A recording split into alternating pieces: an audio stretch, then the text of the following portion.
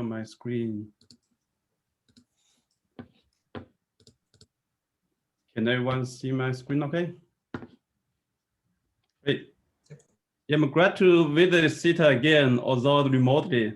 I think last time I visited CITA was like 2013, just 1 year before I graduated. I think it's also interesting. The last time I talked to you about the thermal instability in radiation pressure dominant disks. Actually, today I will tell you more, some more work that we have done on this direction. Of course, we have done, I believe, more work to understand the whole picture much better. So yeah, so as Xin said, I will tell you some simulations we have done try to understand the structure of accretion disks around the supermassive black holes. If you have any questions, just feel free to interrupt. The basic structure of the talk will be separated to basically two parts.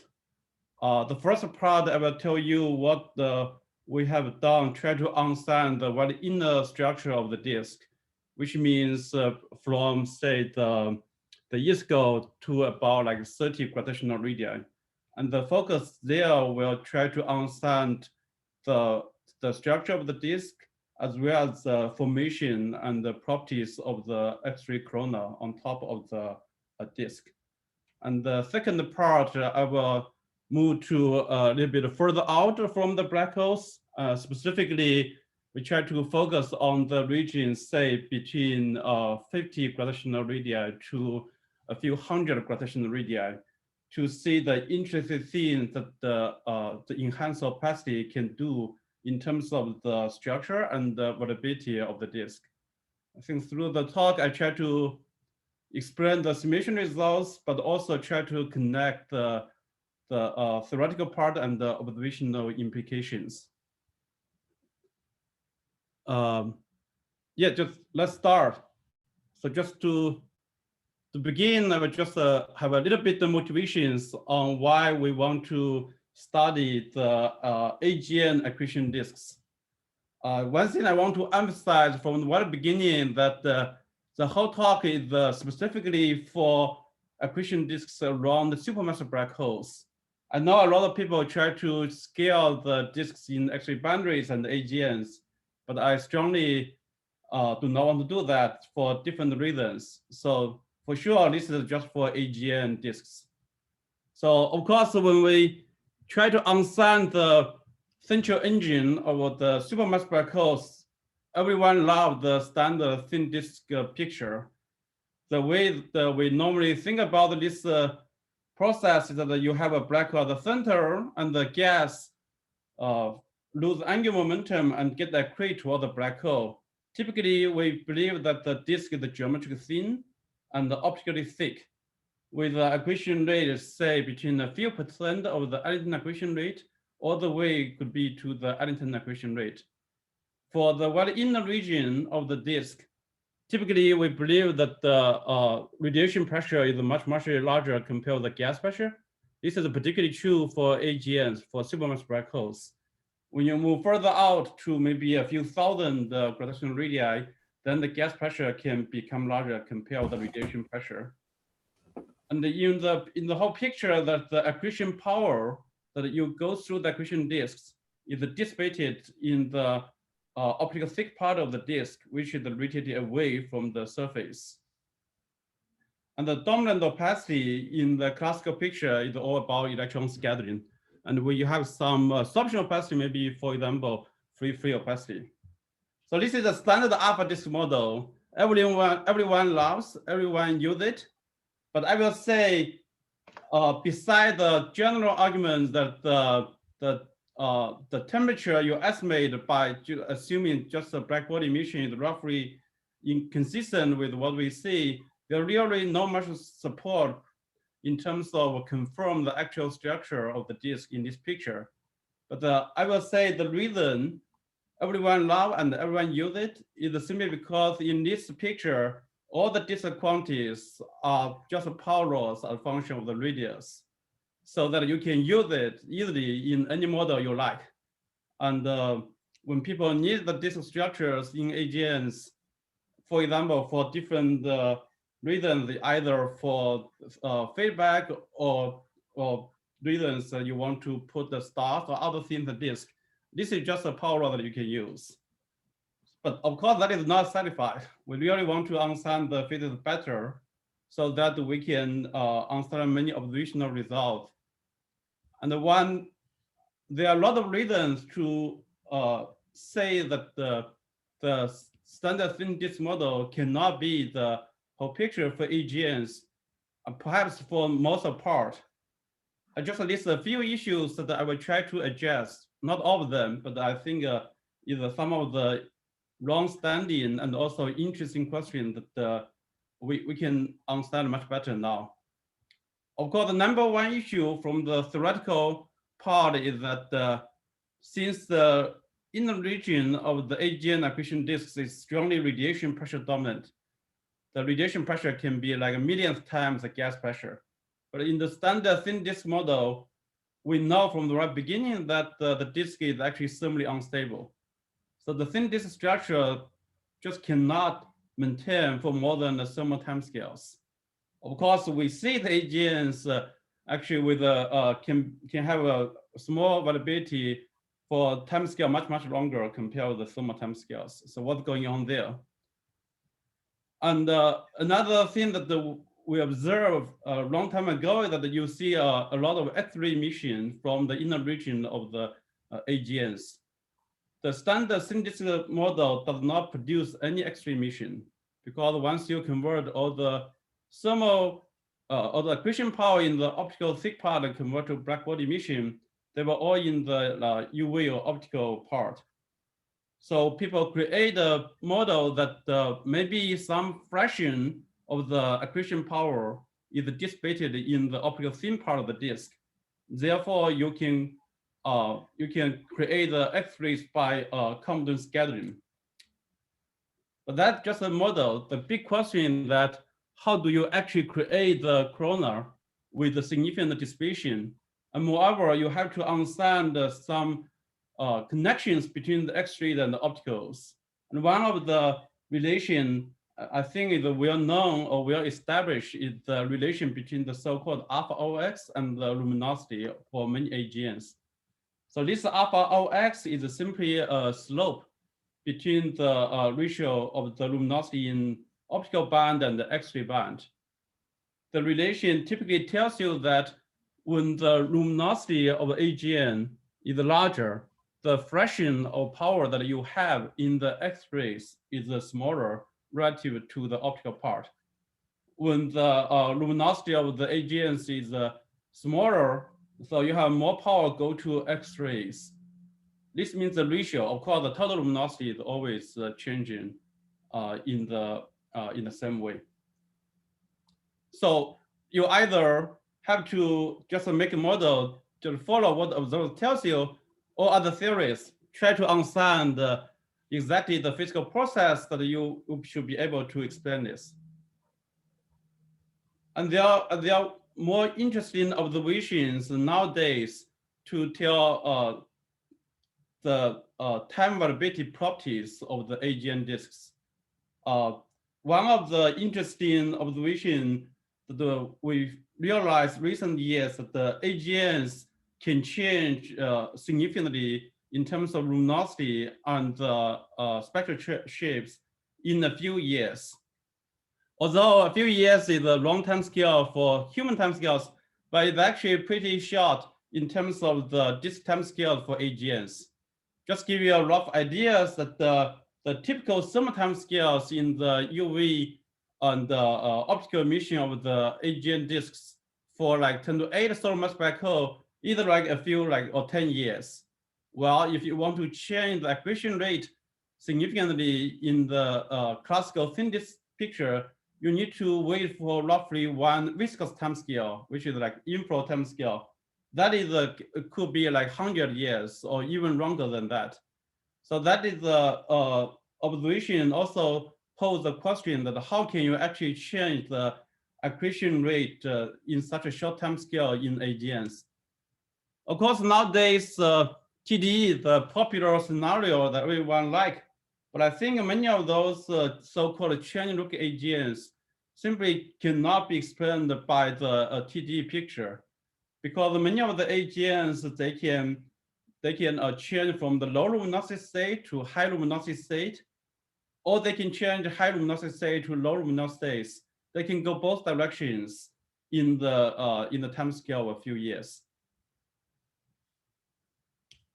I think in the recent years, there's another powerful tool that people begin to probe the structure of the accretion disks, either by the time analysis between the variabilities of different wavelength band in AGNs.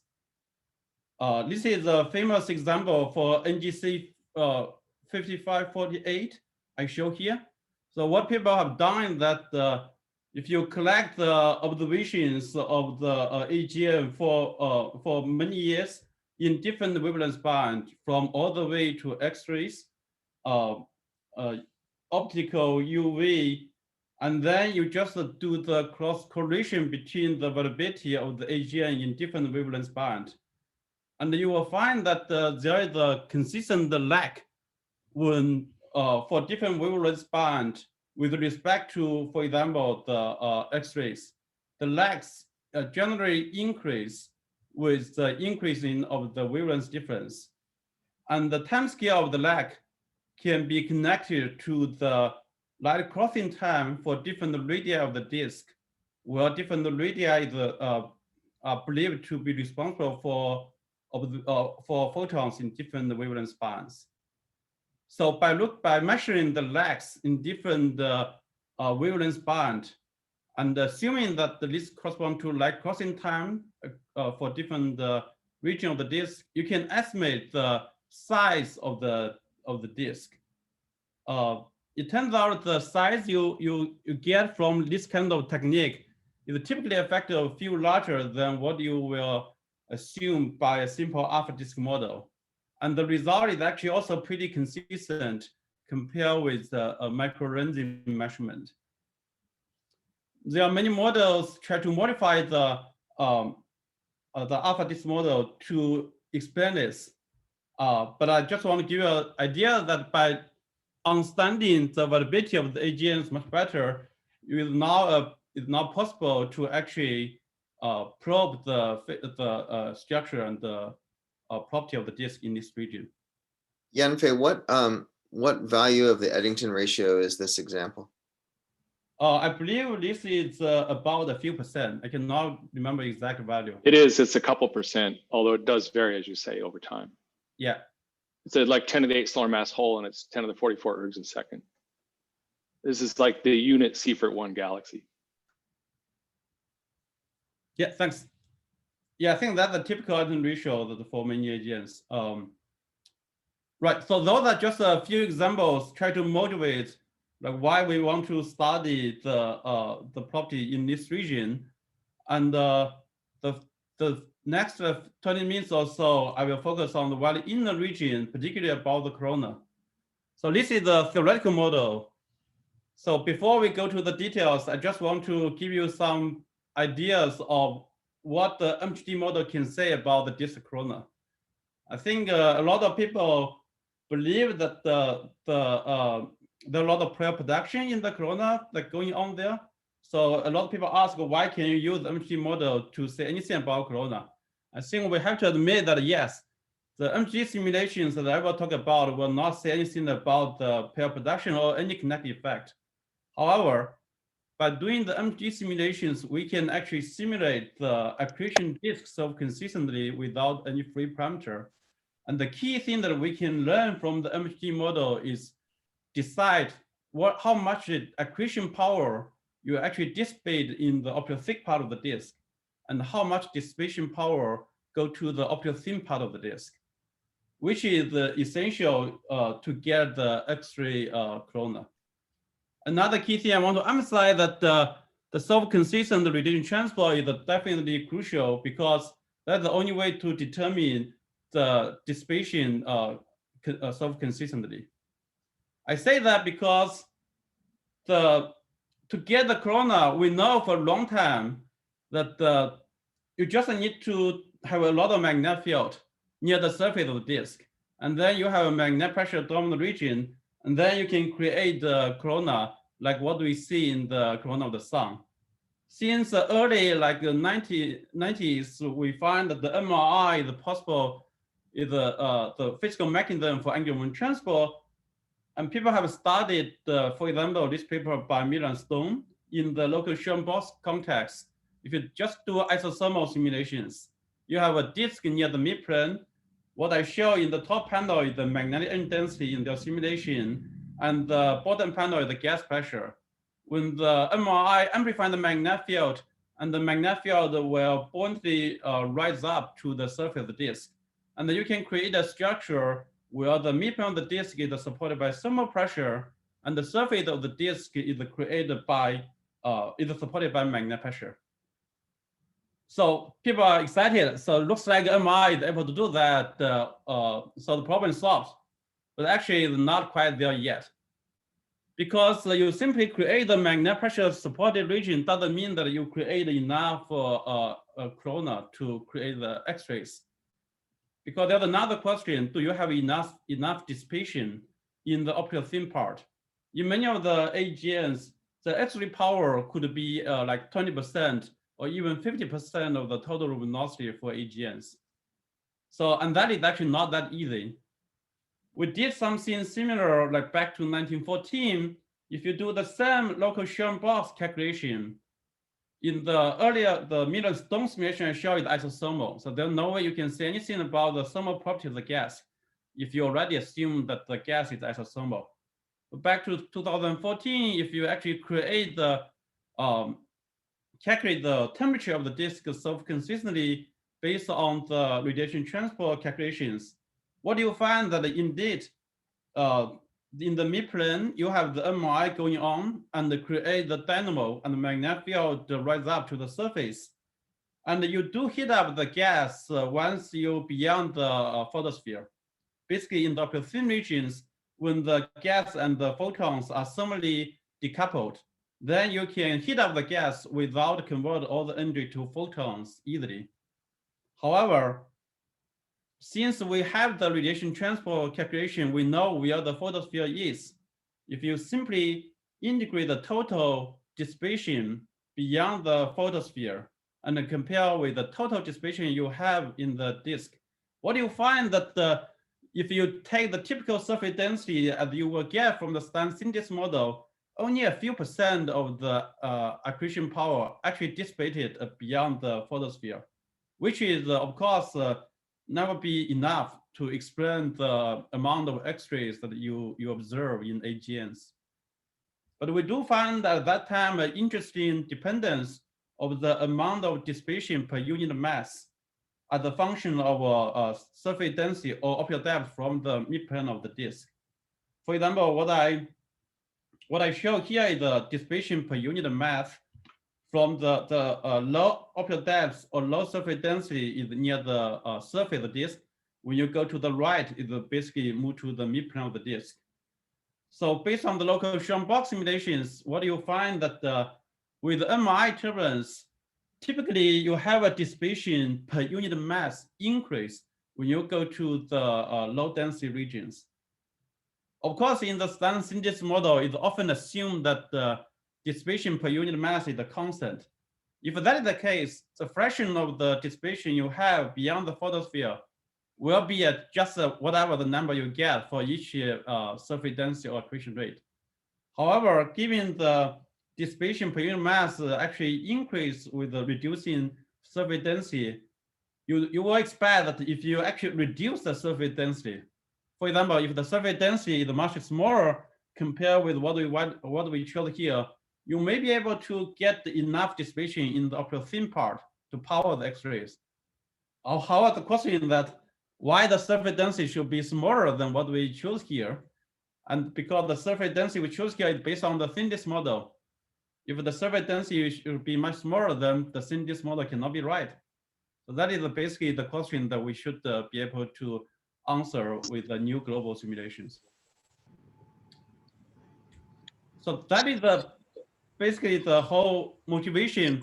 But before I go to all the details, I just want to give you a big picture of the the disk, I think should be based on the simulation I will tell you in the next maybe 20 minutes. So what I try to say that for the very inner region of the disk, the left part is the black hole, that you could have supported the disk by actually magnetic pressure. The surface density in this region is much smaller compared with what you normally assume for alpha disk model. There you have a strong dissipation in the corona, and you have all the X-rays as you see, but that probably does not extend beyond maybe like 20 Rg or so.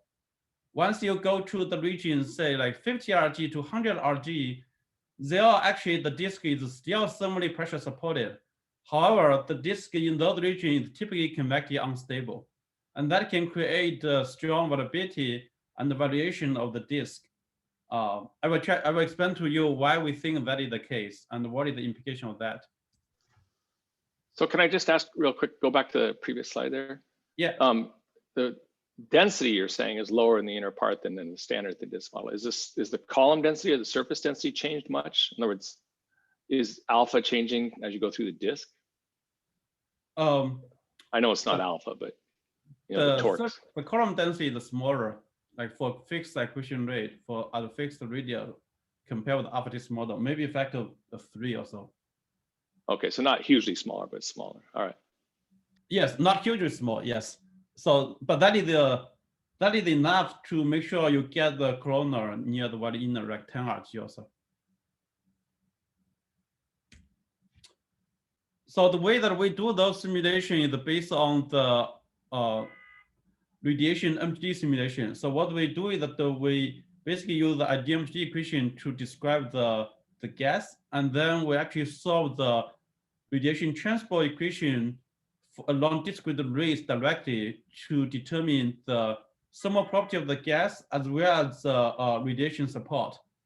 That means we include both the radiation momentum term and also the energy source terms, which is essential for the disk in these regimes, because the radiation pressure again is like millions times the gas pressure. You have to include the radiation force in order to determine the structure of the disk. I will not go to the details of the equation and the numerical method. I will just tell you the result based on those simulations. But if you're interested, I'm definitely happy to tell you more about that. So the way we do set up the simulation typically is we put a torus to maybe for like a few hundred Rg and put a weak magnetic field inside the torus. And then MRI will develop in the torus and then drive accretion toward the center. Of course, we cannot simply put the disk in the computer and tell us what the structure looks like from all the way to the ISCO to like say the a few hundred Rg.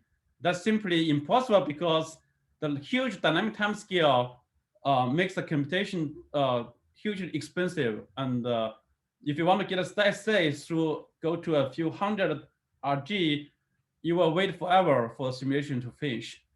So that's why I separate the two parts. The first part, the focus on the well inner region, that we only get steady state from the ISCO all the way to like 20 or 30 Rg. And then the next part of the simulation, we move our simulation box to a little bit further out from like 50 Rg to a few hundred Rg to see how the structure will change if you go to different radial range of the disk. And for the well inner region, so I have two simulations with the accretion rate, 7% of the Ellington accretion rate, and another one with the 20% of the Ellington accretion rate. So what I show here is time and arbitrary average structure of the disk for the two simulations. The top panel is for the 7% Ellington accretion rate, and the bottom panel shows the structure for 20% of the Ellington accretion rate. And the left panel, the left column, I'm showing the density as a function, basically the radius and the theta angles of the disk. And the vector in the left column is the flow velocity scale with the speed of light. In the right column, I'm showing the radiation energy density scale with 1804. The fiducial temperature here is about 1.8 times 10 to 5 K. And the fiducial density in the left column is about 1 times 10 to minus 8 grad per cubic centimeter. And in the code, I would never use CGS, but in case you're interested in the actual CGS numbers, that is the way that you can convert the numbers in the figures to the actual CGS values. So one thing that you can see directly that the disk is thicker when the accretion rate is larger, from like 7% to about 20% of the accretion rate. The surface density is increased, and the disk is thicker. And particularly, actually, if you look at the radiation energy density, in the 20% is more like the classical disk. You have a larger radiation density in the midplane, and the decrease toward the surface is simply because of the optical depth effect. But if you look at 7%, actually, that is not clear at all.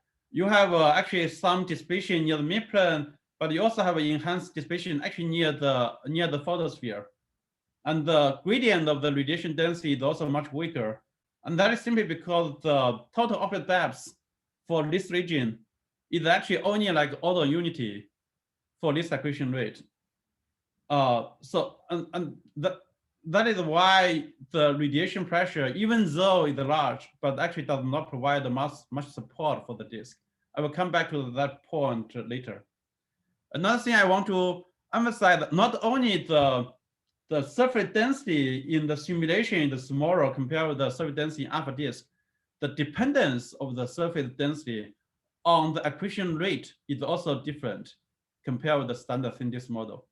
If you remember the classical scaling from the alpha disk model, the power that you like to everyone like to use, in the radiation pressure dominant region, the surface density for a fixed radius in gravitational unit actually decrease when you increase the mass accretion rate, which is in the opposite direction that we see in the simulations.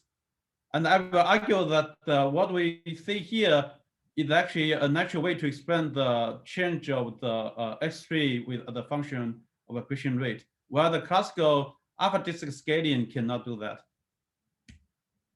Because we are doing now the global simulations with the radiation transport, we can simply also ask what is the temperature of the gas for the 2 accretion rate case.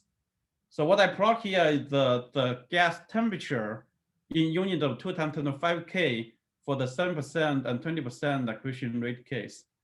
So as normal, in the midplane of the disk, you have a gas temperature roughly in basically what you expect if you simply convert all the luminosity to thermal emission. The disk temperature will be around like a few times 10 to the 5 K. But once you're above the photosphere from the disk midplane, and then the disk temperature quickly increase to about like 10 to 8. In certain cases, it can be like 10 to 9. And that we say the basically the coronal region. So this is the case that you not only have a magnetic pressure support, but you do actually heat up the disk and produce the high temperature gas. Another interesting that if you simply increase the total luminosity you have in the coronal region and compare with the total dissipation you have for this given accretion rate, the dissipation, particularly in the 7% in the coronal region, is more like more than 50% of the total accretion power. While in the 20% case, the accretion in the coronal region is about like 30% or 20%. So that is also actually consistent in the sense that when you actually increase the accretion rate, where the surface density increase, then the amount of dissipation you have in the coronal region is reduced. So that is actually naturally explain why the ratio between X3 and the optical change in the wake with the total luminosity as the people observe. Another thing that actually we can also say, if you actually look at this picture, the corona that you form in this disk is only confined to the wet inner region. For example, the strong corona is really confined inside 10 or 20 Rg of the disk. Once you're beyond that, then you do not get much heating of the gas, even in the region when the magnifying is supported. And that is actually also pretty consistent with the corona size people infer from the variability and also the microlensing measurement. And the reason is actually because the change of the surface density as the function of the radius. If you look at the radial profile of the, for example, the total optical depth, here I have two lines. One line, the third line, the total loss of mean optical depth through the disk, and the dashed line, the effective absorption opacity. So in the one inner region around like 7%, the optical depth is actually a few. But the surface density increase with the radius to larger distance. And I mentioned it earlier, we know the results even based on local calculations. When the surface density is large enough, then you will not have enough dissipation beyond the photosphere. And that is the reason we think the corona disappears once you move away from the black hole. So I would say, I think those are actually pretty natural explanations just based on the simulation we get. There's really no parameter that we can tune in terms of the simulation result. Another interesting in terms of the variability. Yan-Fei, can I interrupt you briefly and Sure. go back to the previous slide? So I'm wondering about, there are two ways I can imagine the corona goes away. One is because you're not dissipating as much energy up in the corona. And the other one is because you're cooling it more effectively from inverse Compton, like from the UV from the disk. Do you include the inverse Compton cooling in your radiative transfer? We have a crude way to include the Compton. So the Compton, if you want to do Compton crowd, you have to frequency dependent transport. Right. But the other way you can estimate the energy exchange between the photons and the gas is basically by assuming that the Compton exchange is determined by the temperature difference between the gas and the effect temperature of radiation, proportional to the electron scattering of the depth and the photon energy density. So we do include that through the whole simulation domain. Otherwise, the gas temperature will be even larger compared with what we have here.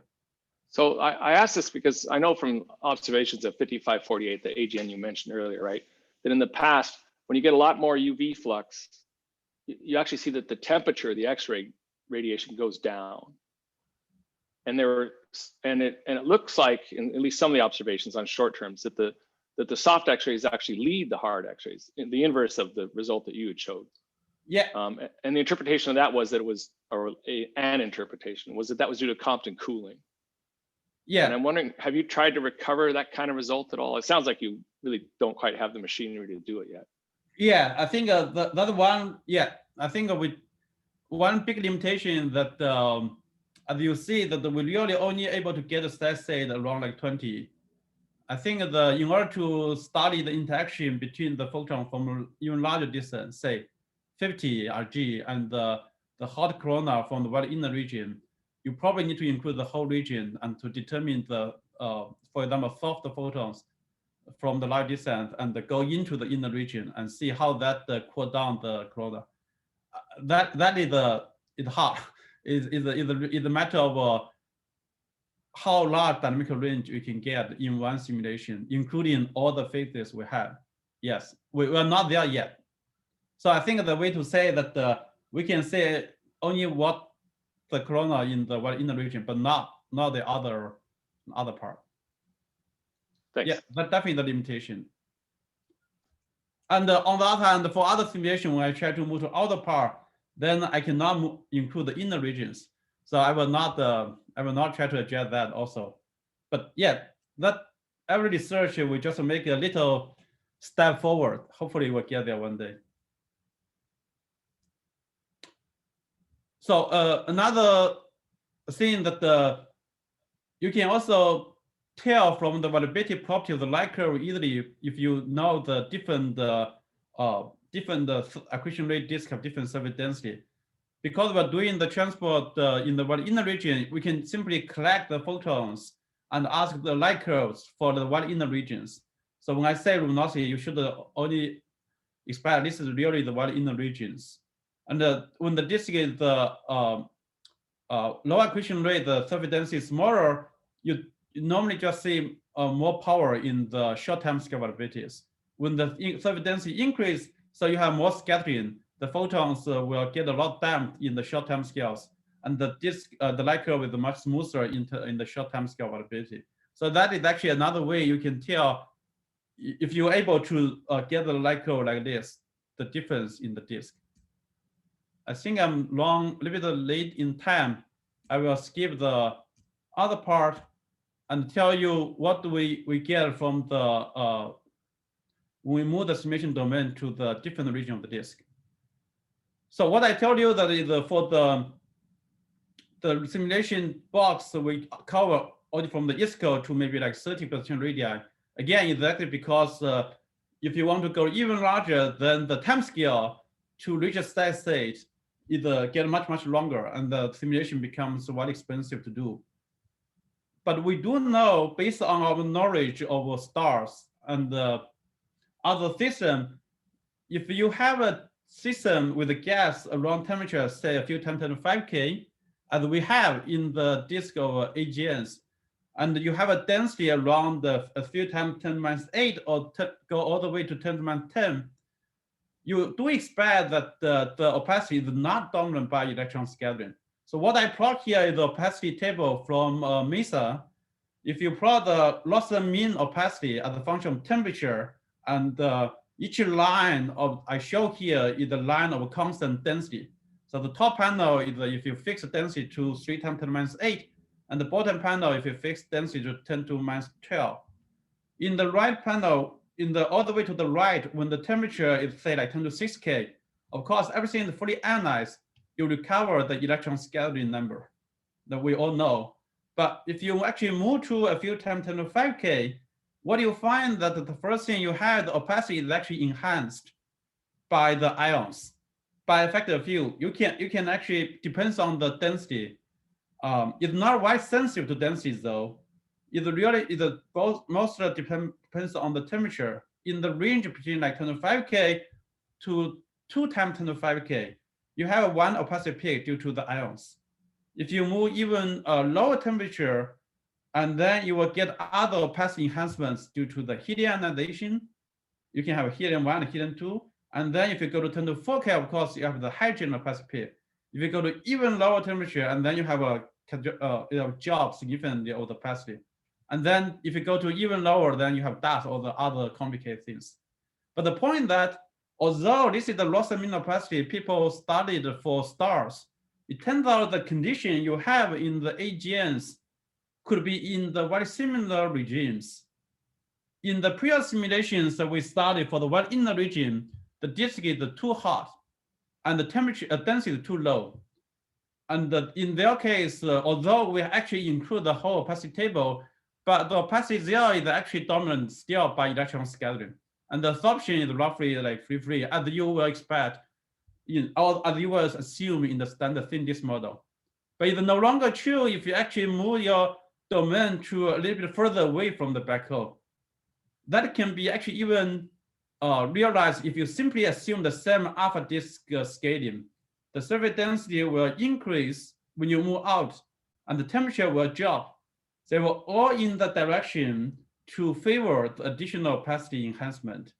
And the particular one thing that we want to focus here is the ion opacity, because the disk midplane is in the right temperature regimes, and you need opacity to enhance into the thick part in order to change the structure of the disk significantly.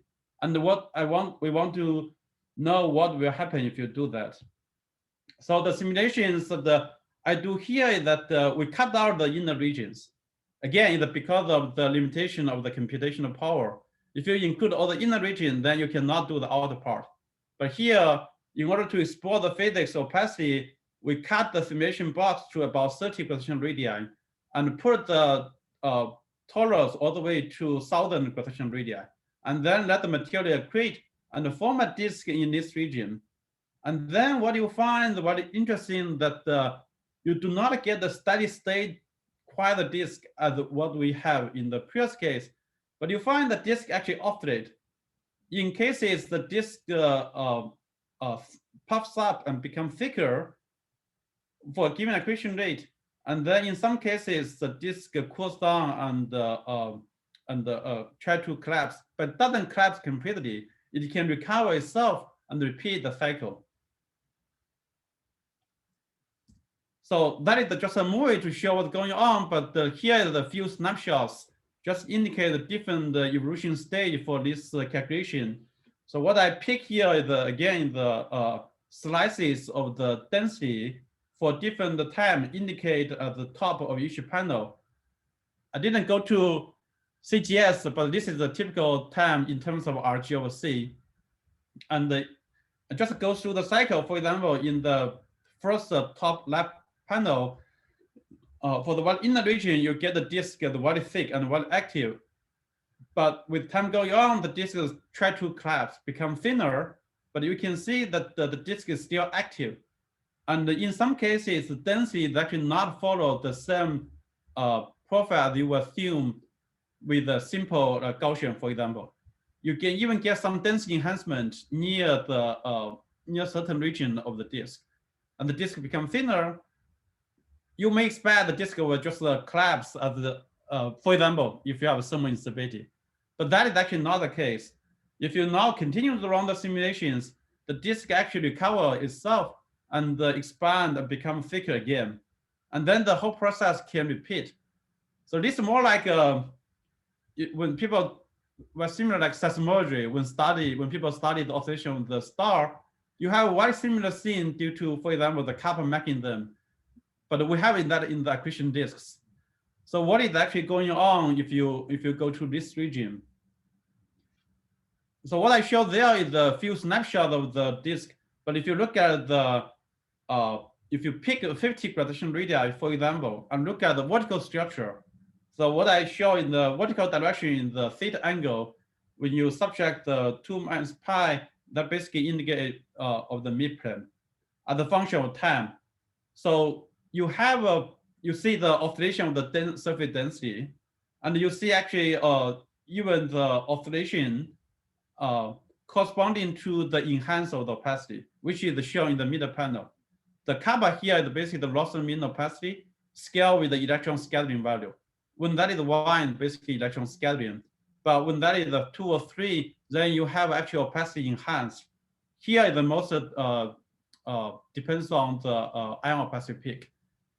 Another thing that you can check that if you simply plot the entropy, here radiation pressure is much, much larger compared with gas pressure.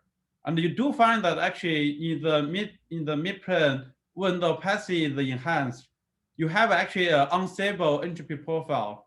It's caused because of the density inversion related to the opacity. So that means actually you have a convection going on in the disk. Another thing that the convection and also oscillation of the disk is doing for the disk is actually also change locally the surface density. So what I plot here is the surface density integrated of the disk for different radius, showing the vertical direction, and the horizontal direction in the time. So in localized regions, you could have opacity enhanced. At the same time, you have the density enhancement. And then that the density enhanced structure can go away with some time and then reform. But of course, you can shift to different radial range. But the enhancement of the surface density is always related to the enhancement of opacity. And that, if you actually look at the transport of the angular momentum, the enhancement of the surface density is always connected to enhancement of the Reynolds stress and the Maxwell stress. So that all come together, which means that the local enhancement of opacity trigger convection, and the convection can enhance the angular momentum transport and the change of the surface density significantly. Another thing that is also interesting from a disk point of view is to look at the dependence of the total stress as a function of total pressure in one cycle of the oscillation. So what I show here in the vertical axis is the total stress, which is essentially the sum of the Maxwell stress and Reynolds stress. That is the stress that is responsible for the angular momentum transfer. The horizontal axis is the total radiation pressure. So that is the total pressure support the disk. And each data point is indicate the amount of turbulent kinetic energy, which we subtract the rotation energy. So that is just the turbulent kinetic energy associated with the convection. So each panel just show one cycle of the oscillation. For example, if we start from the bottom left, when the convection start to kicks in, the radiation pressure is relatively small, and then you increase your kinetic energy, which indicate that the convection starts. The convection start typically happens when the opacity is increased. So the opacity is increased, your thermal time scale is longer, and your stress is actually increased with that very rapidly. When the stress is increased, which also means that your dissipation is larger compared with the heating at this moment. And that heat up the disk, which makes the disk thicker and increase the radiation pressure. But when the disk becomes hotter, as I show that the opacity of the ions is very sensitive to the temperature. When you move your temperature away from the location where the opacity peaks, then the opacity drops. That means when the disk is hotter, the opacity drops, the disk is more transparent, and then your cooling increased. And then cooling become larger compared to heating, and then at that time, your stress starts to decrease. But sometimes the total thermal pressure does not respond simultaneously because you need to wait a thermal time for the total energy to change. And then after that, then your radiation pressure decrease. And then the disk cools down, and then the opacity can reform. And then the whole oscillation cycle can repeat itself in this region. And we believe that is actually the physical process to responsible for the oscillation of the disk. So Yan-Fei, now the stress goes up. Have you looked at the balance? I mean, the amount due to the magnetic forces versus the, the turbulent forces? Yes. So for example, like this plot. So if you look at the total pressure for here, I pick a particular radius, like 50 Rg for one epoch of the oscillation. It turned out actually for this particular radius, the turbulent energy is actually larger compared with the thermal energy. So that's the energy, but how about the torque that's exerted or the stress? The stress, the maximum stress is still larger compared to the renal stress. Okay, so it's asking, right. So it's still MRI that's producing the accretion. Yes, the accretion is still dominated by the MRI process. Okay. Although the ratio is smaller compared with the classical case without convection. In the classical MRI turbulence, maximum stress typically a factor of 5 larger compared to renal stress. Here, maybe only a factor of 2. Okay. Yeah. So yeah, here basically describe the cycle we think that is going on for the oscillation of the disk, and the outcome of that, the oscillation of the disk driven by this convection can increase the variability amplitude of the light curves that you get from this region of the disk. Here again, I will simply collect the total luminosity from this region. Here, just divide different radial range we have. Of course, the normal MRI also give you some variability, but that typical case maybe like 20% or 30% of the thermal time scale of the disk. But here you can actually change the total luminosity, maybe a factor of 2 or even larger in the thermal time scale. Another interesting that if you look at those radial range of the disk, say like 50 or 60 potential radii, the thermal time scale for those regions is actually around a few years, which is actually the interesting time scale. For example, when people see the change for many of the chain-react AGNs. There are also other implications that we think will also be interesting to test with the future observations. If this is right, so remember the whole convection and the oscillation is driven by the ion opacity, which only happens around the temperature of like a few times 25K, which means that this is actually confined to a small radial range of the disk for a given accretion rate. And typically that is actually responsible for the UV emission region of the disk, which is say that if this is what's going on in the AGN disk in this radial range, you could have the variability that dominated by this UV region, and then this variability you can imagine could propagate to different radius of the disk by basically due to the accretion. So if you actually look, for example, the lag analysis that people have done between the different wavelength band, but not only focus on the light crossing time that people always try to do based on the reflection picture. But if you look at the a little bit longer time scales, for example, the like years, you should expect actually the UV emission region could dominate the variability of other band in those time scales. So that will be an interesting thing to check. I think there's some indication already that it could happen in some AGNs, but I think because this is longer time scales, and this is definitely harder to do.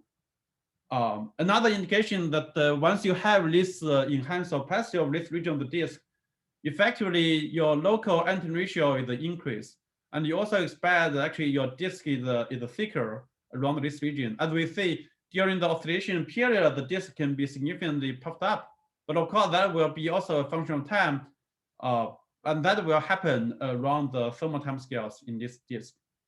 Another interesting, I think we haven't explored really too much, is that in principle, if you have a favorable condition for the ion opacity and even helium to form in this region of the disk, you could actually drive some outflow simply due to those continuum radiation force, not to mention the line force. You can launch those winds from the opposite part of the disk. The line force could do accelerate further beyond the photosphere. But that is a thing will probably enhance also the mass loss rate further if you have this physical mechanism going on in the disk. But all those things still need to be explored, I will say, with the future calculations when we have more computer power and also add the more physics, and even probably go to further away from backhoes. Yeah, I think I almost reached my time limit, so I will just leave my summary here and yeah, see if you have any more questions. Thank you.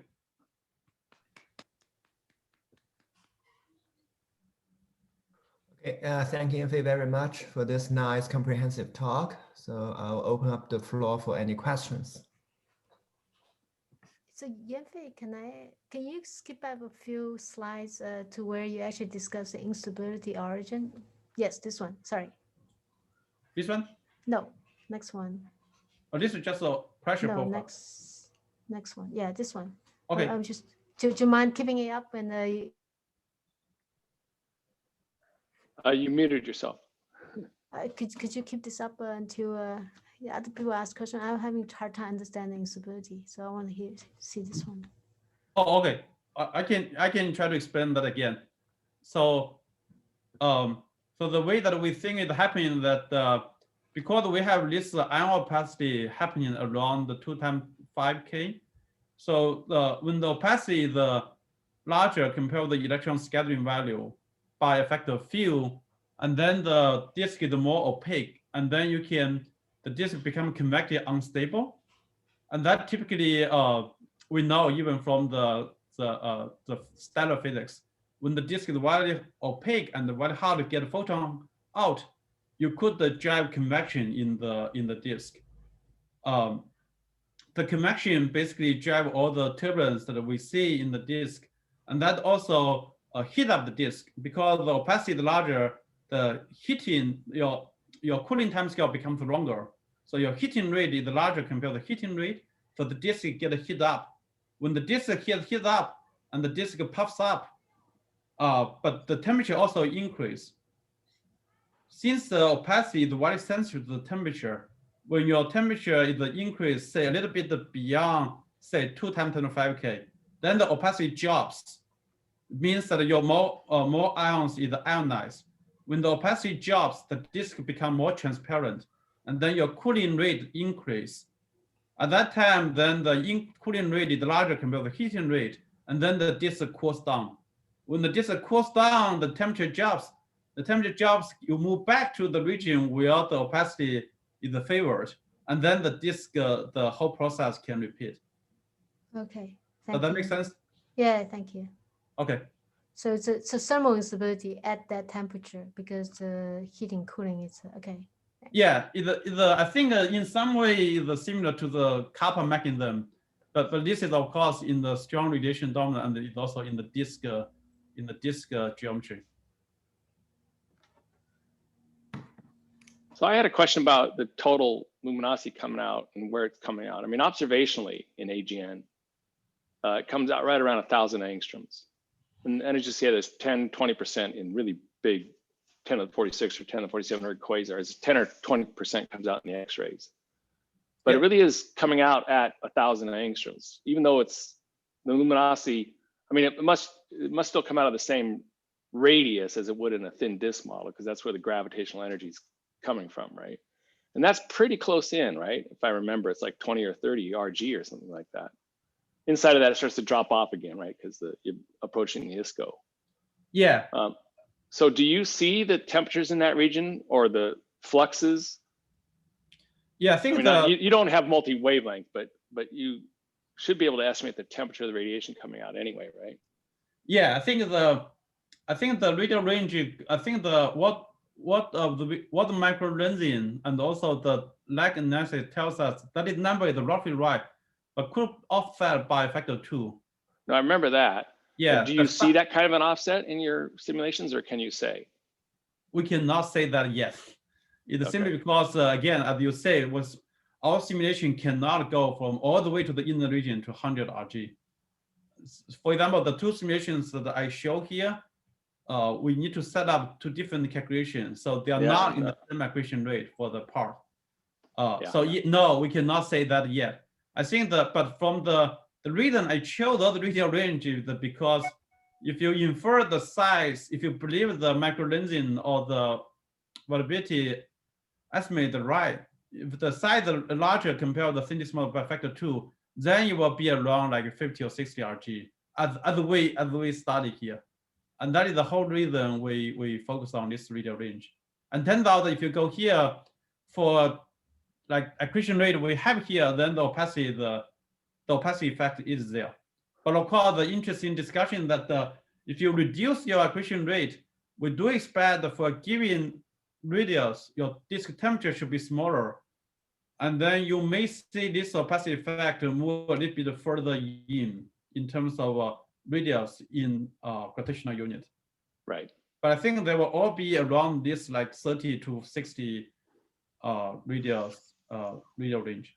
Yeah, but I'm still bothered by, like I say, the gravitational energy is, released not quite locally, right? That's what Shakir Sinyaev said. You get a little bit of an extra boost because of the torque. You actually generate some of the energy farther out from a given radius, just dm over r. But you could calculate that in your simulations as well. How far out, do you transfer the energy and the angular momentum because of the torques? And do you actually get a factor of 2 out of that? Probably not. I think the dynamical range we have is really limited. Like the study said, we can have at most a factor 2 actually. Yeah, exactly. Okay. So that is the reason that we cannot say much. But the thing we can say that the dissipation is also not local in other things. In this picture, the convection also cause radial change, like the surface density, even we see there. And that is mixed roughly, basically the scale height. Of course, here scale height is still a few percent, 10% of radius. So that is not a huge radius. Well, 10% is way higher than Shakir Sinyaev, at least in those regions. So that's already an interesting result, right? That is the whole point, that this is thicker. Well, it was always a question about how you got, if you're looking at line emission, which is probably a bit farther out than where you're. Yeah, that is further out. Yeah, line emission is further out. It was really hard to figure out how you could illuminate that stuff, right? So everybody had to imagine clouds flying around at high radius, right? But if your disks are that thick, you could capture 10% of the flux from the inner 20 or 30 or 40 RG out at 50 or 60. That's already a big improvement. Yeah, I think that is the other picture that the other model you need to enhancement around like this radial range. So this is the way you can provide a physical mechanism to do that. Right. Quick question. To what extent do your results depend on the distribution of seed magnetic flux with radius? we do not see the magnetic flux with the radius for this region. We form a steady state disk. So the way that we form the simulation, that we just put the weak magnetic field in the torus, and then initially the nothing in like the inner region of the disk is all density flow, and then the disk, the material go from the torus, accrete, and form a disk in the this region. So I think the question to ask is that how this depends on the thin magnetic field structure we have in the torus. And for that, I think we have studied actually two different magnetic field configuration. The key difference depends on whether you have a net Parado magnetic field or not. Right. If you accrete a lot of net Parado magnetic field inside this region, you can much easier to get the magnetic pressure supported. Compare the case if you do not have net Parado magnetic field to accrete to this region. Other than that, it's not very sensitive to the actual magnitude of the magnetic field. Mm-hmm. But the initial condition in the torus is still, it does involve implicitly an assumption about the flux distribution in some respects. Yeah, that is the whole limitation of this small scale simulation, because we do not know how the gas actually get to the center.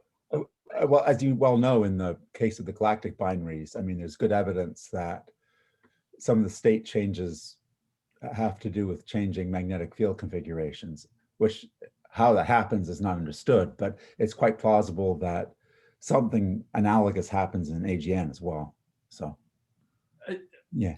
Yeah, I think the AGN, I agree. So that is the possibility, but I would say the much less clear compared with X-ray binaries in that sense. Well, the data is less clear because, of course, we have much poorer time sampling. But but as a matter of principle, I think it. Yeah. Yan-Fei, can I just quickly ask you, at the end you mentioned line opacity being important outside the photosphere. Yeah. Are you sure that have you evaluated some metric of validity for the opacity tables, which of course are integrated over lots of lines? You have velocity gradients below the photosphere as well. And with a little bit of experience from Wolf-Rayet winds, I know to be worried about that. I know, yeah.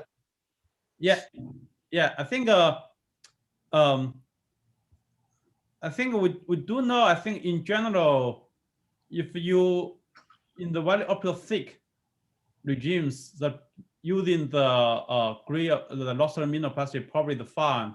Well, in the opposite part, you have to resolve the frequency dependent lines. But exactly where that transition will happen, we actually do not know.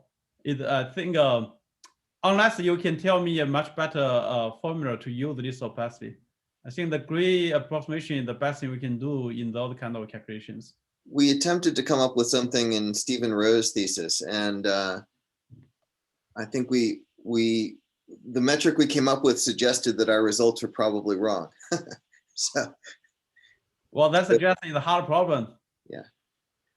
I had a second question, which is, do you have, if you have this thermal instability or kappa mechanism instability happening around wherever the iron opacity peak is important, does that therefore imply a quasi-periodic oscillation frequency as a function of mass accretion rate, well, accretion rate relative to Eddington and mass?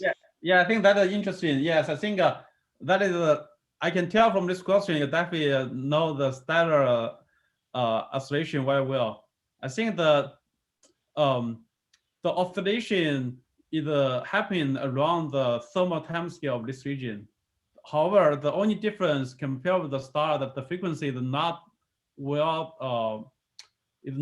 local values, because the region could cover a few certain radial range. So a mix of the thermal timescale in those radial range where this opacity is operating. So as you see that in the light curves I show, that you see some oscillations, but it's not if you do the Fourier analysis, it's not well picked at the given frequency. So I think that because of the different geometry in the disk and the stars. But there is a peak, right? Even if it's not very sharp. Yeah, and that peak is around the thermal time scale.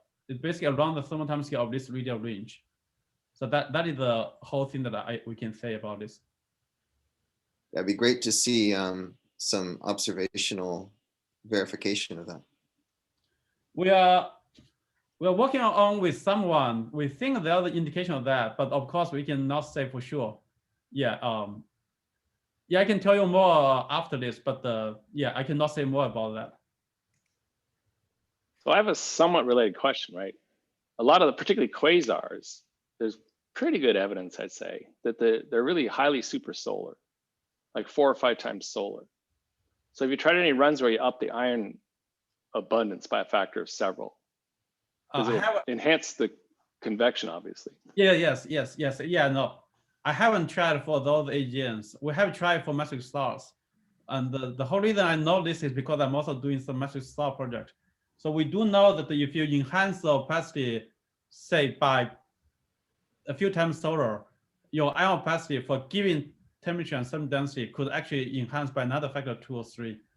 And that will mean that you could get the same effect with even lower ion ratio. Or if you have the same ion ratio, your variability amplitude will also be larger. And that we do know that from the study of massive stars.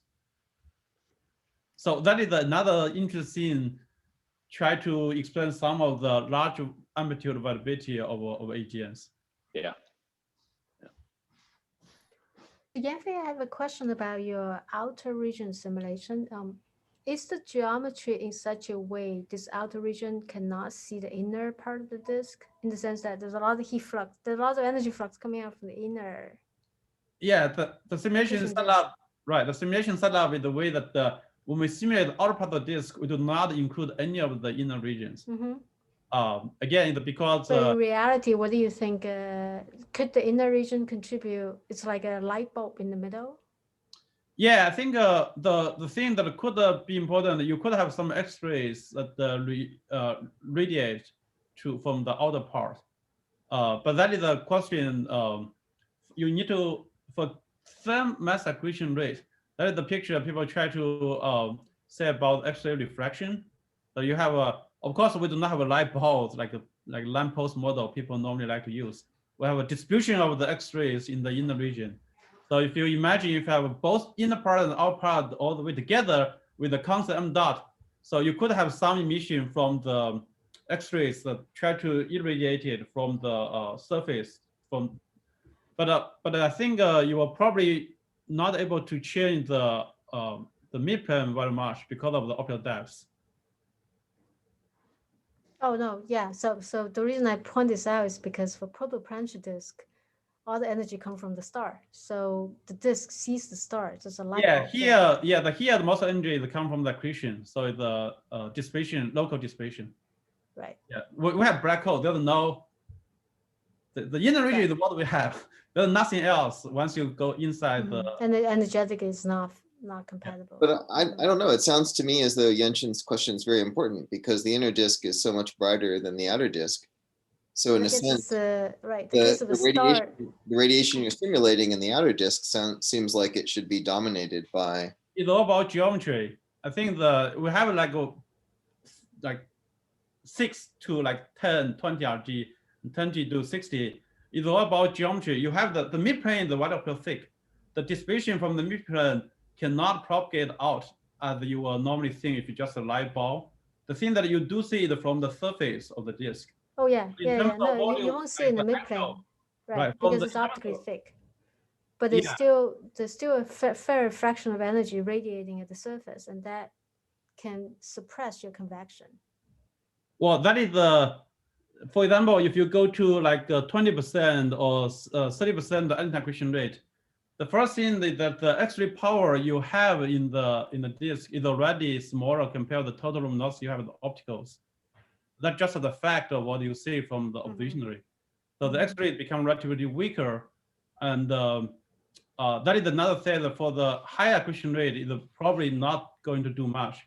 If you reduce the accretion rate to like a few percent, then the X-ray power can be significant. So there you could do something interesting, but yeah, we just cannot do that for the moment. But you could put a light bulb in to represent what you saw in the inner disk when you're running the outer disk. We have to, if you want to do that, then you have to basically inject the luminosity from the inner region as a function of a theta angle, according to what we have from the inner disk simulations. But the key question that is the optical depth. The outer part of the disk, the optical depth is actually pretty large. You have to inject a lot of energy in order to impact the dynamics near the midplane significantly. I don't think Genshin was implying the midplane was the important question there. It was whether it's not the midplane, no. coronal region was being simulated correctly given the absence of that light coming from the inside. Because any kind of temperature gradient change could suppress convection. The convection is happening from all the way to the midplane. That's why right. Could be. I haven't done the number, but yeah, you probably. Yeah, the midplane, the temperature that you need for the ion is near the midplane, like a few times 10⁵. The effective temperature for those disks is always around like a few times 10⁴K. And just by the temperature argument, you know the ion will not be important near the force field. But that's all about the particular accretion rate and the black hole mass that we have done for those simulations. If you go to different accretion rate, different black hole mass, different location, the ion could move to different radial range. You could move closer to the force field. But those are just a beginning. If you want to explore those different scenarios, we just need more computer time to do this. I think that is the kind of limitation that we have for now. Yeah. I just ask one broader question. How converged are the various attempts to simulate the thermal stability of the radiation pressure dominated disk? In other words, there's this long-standing question about stability, and different groups have got different results. Has that converged, or are there still disagreements? I think we have converged with our friends. So that is to say that I think you probably know the earliest paper is by Shiganova-Hirose, Julian Krolik, and Omar Brace. In 2009, they claimed the disk is thermally stable for the reasons they try to argue. And then later on, we argue that is incorrect. Well, that is incomplete, maybe that way to say. Yeah. If you, and there are other groups try to do the similar thing like Christopher Gear, they basically find the same thing as we find. If you use the classical setup with the same condition as you do in the alpha disk simulations, you get a thermal instability. I think if you talk to Omar Brace, I think he is now, I will not say 100%, but maybe 90% agree with me. I haven't talked to Shiganova and Julian Krolik. I don't know what they think. But I think in general, there are more groups working on this topic. I think the general conclusion I will say is, for the same condition as you assume for thin disk model, the disk is thermally unstable. So does this mean, in essence, that one might expect, if one were able to run longer, that there could be behavior on yet longer and longer timescales that just for practical reasons hasn't been fully captured yet? So the question is that what is the timescale that you should compare when you say longer, right? Yeah. For the disk point of view, the thermal instability typically happens in the thermal timescale.